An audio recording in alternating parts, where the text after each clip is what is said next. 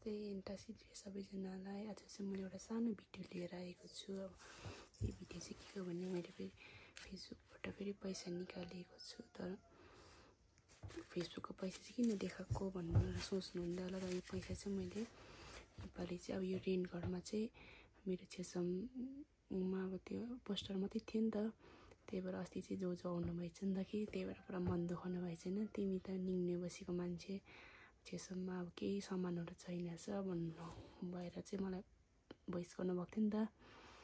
अब मैले अब त्यो जोले भन्यो भनेर त होइन। अब रेन्ट घरहरू यस्तै हुन्छ नि, कोही सानो हुन्छ, कसै जग्गा नमिल्ने राख्ने जग्गा नभएर त्यस्तो भएर चाहिँ मैले के राखेको थिइनँ नि त। यहाँ त जग्गा छ, त्यही भएर ठिकै अब भोलि पर्सिदिन शाखा दवा सुरु हुँदैछ नि त। त्यही भएर पैसा लगेर चाहिँ म केही सामानहरू लिएर आउँछु छेसमको लागि। अन्त यो फेसबुकको पैसाले नै अब किन्नु पर्यो, भगवानलाई चढाएको जस्तो पनि हुन्छ भनेर चाहिँ मैले एउटा सोचिराखेको छु नि त।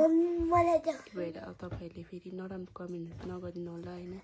यो पैसा त अब होइन यताउता त्यस्तो अब कमेन्ट्सहरू गर्ने हुन्छ। अब मान्छेको सोचलाई बदलाउनु त सक्दैन।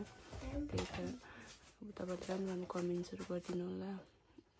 फेसबुकको पैसाले किन भन्दा चाहिँ अब यो मान्छेले म त यो त बोनस कसैले गोजीबाट त दिएको होइन, बोनस पाएको हो। त्यहीबाट अब भगवानलाई पनि अब एउटा चिनो पनि त हुन्छ फेसबुकबाट अब मैले पाएको पैसाले किने भनेर। त्यही भएर भोलि चाहिँ म सामानहरू किन्दैछु। तपाईँहरूलाई अब नेक्स्ट भिडियोमा चाहिँ देखाउँछु म के सामान किने भनेर। शाखा दवा सुरु हुन रहेछ नि त, त्यही भएर एक दुईवटा सामानहरू अब छेसमको लागि हाल्छु। थ्याङ्क यू जो तपाईँले मेरो बुद्धिको ढकनी खोलिदिनु भयो। अब मलाई मन त थियो नि सामानहरू राख्ने, तर अब यहाँ जग्गै नभएर चाहिँ त्यही भएर के राखेको थिइनँ नि त। त्यही भएर अस्ति आएर चाहिँ मन दुखाउनु भएछ पुरा। अब त मान्छेले मनमा लागेको कुरा चाहिँ भनिहाल्नुपर्छ कि, किनभने अब आफूलाई मन नलाग्यो भने चाहिँ यस्तो गर्नुपर्ने रहेछ भन्ने एउटा सोच पनि आउँछ होइन।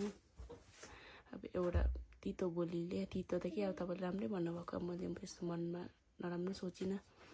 मैले मेरो मनमा राम्रो आयो, मैले राम्रो काम गरेँ भने त तपाईँलाई पनि पुण्यको काम हुन्छ र मैले पनि। त्यही कारण जोलाई थ्याङ्क यू सो मच। अन्त भोलि म सामान किनेर तपाईँहरूलाई नेक्स्ट भिडियो ल्याउनेछु।